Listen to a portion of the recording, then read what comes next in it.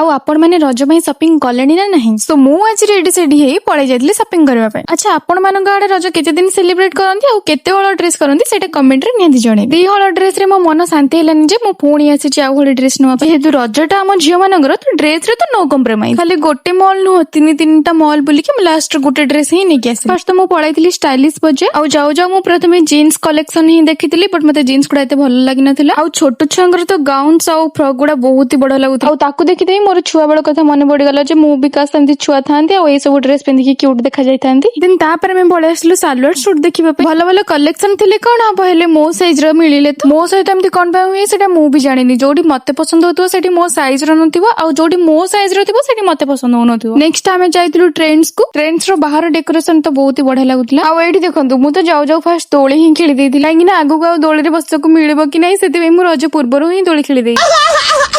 ଦେନ୍ ତାପରେ ଆମେ ଭିତରକୁ ଯାଇଥିଲୁ। ରଜ ପାଇଁ ସିନା ଭଲ ଭଲ କଲେକ୍ସନ ମିଳିଯାଇପାରେ, ହେଲେ ତା ପ୍ରାଇସ ଟା 2 ଡବଲ ଅଧିକ। ଆଉ ସେଠୁ ଆସିଲା ପରେ ଆମେ ପଳେଇ ଆସିଲୁ V2 କୁ। ବାପରେ, V2 କଥା ମୁଁ ବି ଆଉ କଣ କହିବି। ଭୁବନେଶ୍ୱର 1 ନମ୍ବର ମାର୍କେଟ ରେ ଯେମିତି ଭିଡ, ଏଠି ପାରାଦୀପ ରେ V2 ରେ ବି ସେମ ଟୁ ସେମ। ମାନେ ରାତି 9ଟା ଯାଏ ବି ଲୋକଙ୍କର ସପିଂ ସରୁନି। ଆଉ ଟ୍ରାଏଲ ରୁମ କଥା ମୁଁ ବି ଆଉ କଣ କହିବି। 10-15 ଜଣ ଲୋକ ଲାଇନ ରେ ଠିଆ ହେଇଛନ୍ତି, ସେ ବି ପୁଣି ଟ୍ରାଏଲ କରିବା ପାଇଁ। ଆଉ ସେଇ ଲାଇନ କୁ ଦେଖିକି ମୁଁ ମୋ ନିଜ ପାଇଁ ବି ଗୋଟେ ଜିନ୍ସ ଆଣି ପାରିଲିନି। ଏମିତିରେ ତ ସେ ଲାଇନ ଟା ସରୁ ସରୁ ରାତି 10ଟା ହେଇଯାଇଥିବ। ଯାହା ହଉ 2-3ଟା ଟପ୍ସ ମତେ ସେଇଠି ପସନ୍ଦ ଆସି ଯାଇଥିଲା। ଆଉ ଏଠି ଏତେ ଭିଡ କଣ ପାଇଁ ଜାଣିଛନ୍ତି? ଯେମିତିକା ଡ୍ରେସ ସେଇ ପ୍ରାଇସ ହିସାବରେ ଡ୍ରେସ ମିଳିଯାଉଥିଲା। ମତେ ତ ଏଠି ସବୁ କଲେକ୍ସନ ଗୁଡା ବହୁତ ବଢିଆ ଲାଗୁଥିଲା। ଫାଇନାଲି 4 ଘଣ୍ଟାର ପରିଶ୍ରମ ପରେ ମୋର ସପିଂ ସରି ଯାଇଥିଲା। ଆପଣ ମାନେ ରଜ ଦିନଟାକୁ କେମିତି ସେଲିବ୍ରେଟ କରୁଛନ୍ତି ଆଉ କଣ କଣ କରୁଛନ୍ତି ସେଟା ନିହାତି ଜଣେଇବେ। ଭିଡିଓଟି ଭଲ ଲାଗିଥିଲେ ଲାଇକ୍, କମେଣ୍ଟ, ସେୟାର, ସବସ୍କ୍ରାଇବ କରିବାକୁ ଜମା ବି ଭୁଲିବେନି। ରହୁଛି, ଦେଖା ହବ ନେକ୍ସଟ ମିନି ବ୍ଲଗ ରେ।